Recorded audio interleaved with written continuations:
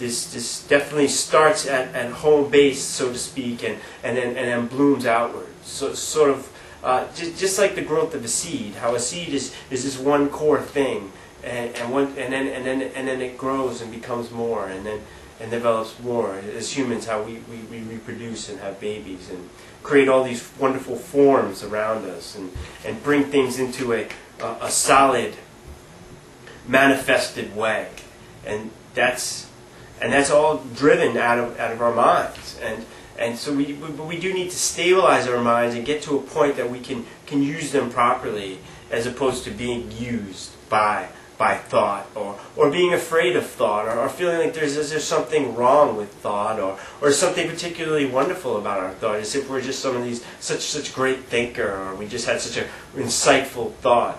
Insight is wonderful and valuable, and I'm sure we all experience it to some degree. The thing is that once you latch onto these insights and say aha, and you hold on to it, the essence is being drawn down upon, and being weighed down, and becoming heavier, and it doesn't have the fluidity that comes from experience beyond thought or through thought, where it's almost just like a house with the windows open, and the air is able to vent and flow through.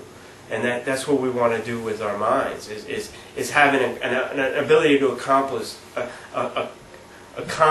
all thought and experience, and not have to constantly be warding away or protecting what we have or experience or come into contact with.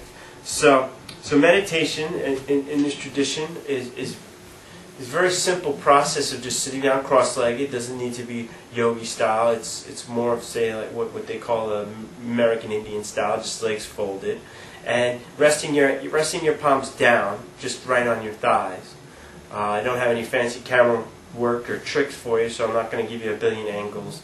At core, you really, if you're serious about this idea of meditation, this concept, and want to take this to a personal level, you do need direct personal instruction.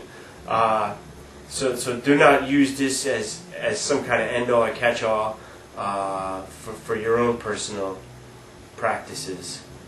To truly develop your practice, you need to, you do want to get personal instruction. You want to, and also sitting in a group is a wonderful experience. There's something about sitting with others that is really powerful. And of course, developing a personal practice at home where you do it every day, because there's also it's the dance between doing things by yourself and experiencing that aloneness quality, the richness and inherent joyfulness that comes from that being alone. I mean, we're basically, to a certain degree, we're in these bodies, and we can never truly experience what others are experiencing. So there is a basic sense of aloneness and heartbreaking quality to being a human being. And at the same time, we can be touched by the world, and we can relate to the world, not almost as if like object being perceived. More what we're talking about is direct, deep perception, where you're being penetrated by the world around you, and anything that you come into contact with is actually that experience of aliveness, of being human, of melting into whatever it is that you are experiencing. And so meditation is definitely a strong path and a way and a direction to experience that. So as I was beginning to tell you, you just cross your legs and put your palms, hands down. Very simple. And take an upright posture. You want good posture. You want the air to be flowing through you nicely. Pin back your shoulders a little bit and bring your head up. You may even want to. Sometimes use the analogy of pulling a string up.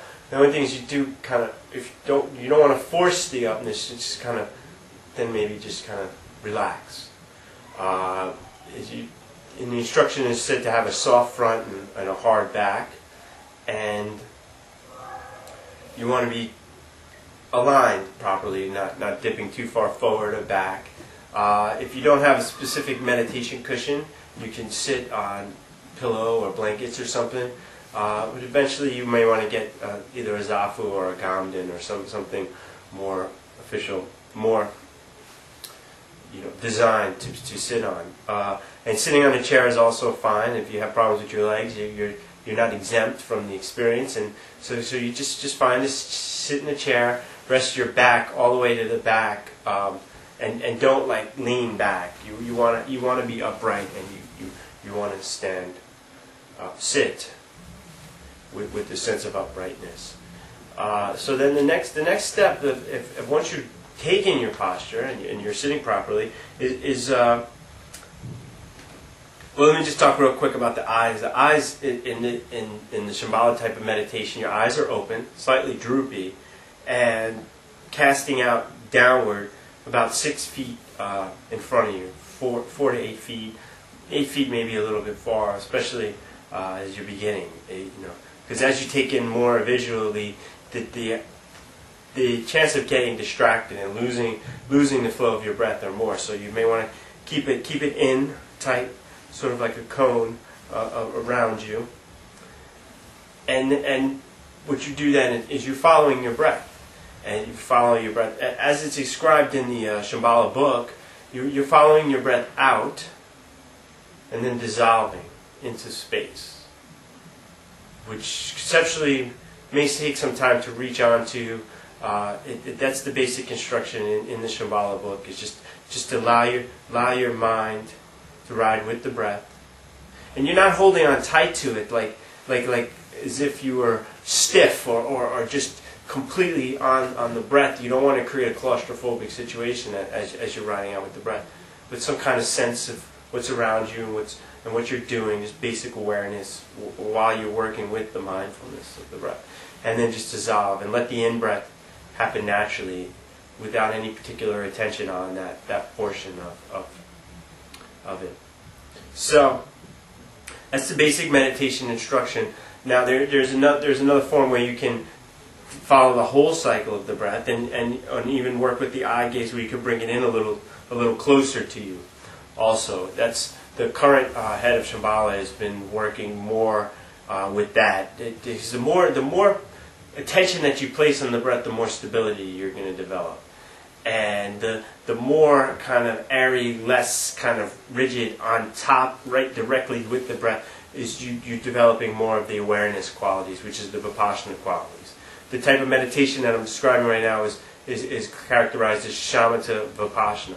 And it really has both of those elements, even in the early stages. If you're doing just like a strict mindfulness, full cycle of breath, eyes in, and just like, and then really just like staying with the breath, not so much knowing or noticing what's happening around you. So the Sakya talks about being your own meditation instructor, and I think that's wonderful advice. And what you learn over time is you start to see the textures and the flavors of how meditation goes and how your own mind is and what you're bringing to the cushion, because you are basically you are the vehicle and experiencing it, and the practice itself is basic instruction, and it's how you relate within that dance that really determines your experience and the fruition of it. So, and then the last component, of course, is thought. You're gonna have thoughts, and they're going to arise. And what you do when you have thinking is the main thing is thought is not something that you're trying to push away or ward off. Actually, thought is how the mind works, and it's also part of our inherent wisdom. The difficulties that we run into is that we get so caught up in our thoughts, or so vested in our thinking, thinking that our thinking is somehow so important or so ugly or anything, whether it's our passions or our anger or our desires for things or whatever, or just even the sense of ignorance, of just not caring, like we couldn't be bothered. All of these things, as they arise naturally and we get an opportunity to see them, our inherent wisdom and our inherent are really important, and we can develop this space to rest in these thoughts and allow them to be. What we're doing per se, though, no, we're not getting caught up in these thoughts as this is not a thinking exercise, and we're not here just to sit here and get and get wrapped up in our thoughts and trapped into some kind of fantasy land where we're just getting swept away. What we want to do is gently go back to the breath.